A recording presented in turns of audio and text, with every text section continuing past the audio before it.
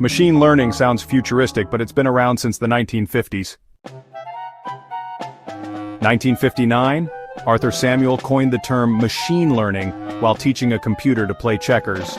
Early ML =, basic algorithms, limited by computing power. 2000s, big data plus GPUs fueled breakthroughs. ML moved from labs into everyday apps.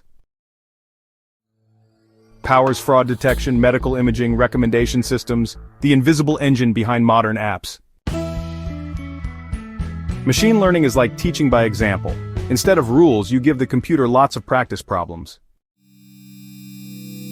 Self-learning systems reduced human intervention. From checkers to Netflix, ML grew into the quiet force behind the digital world.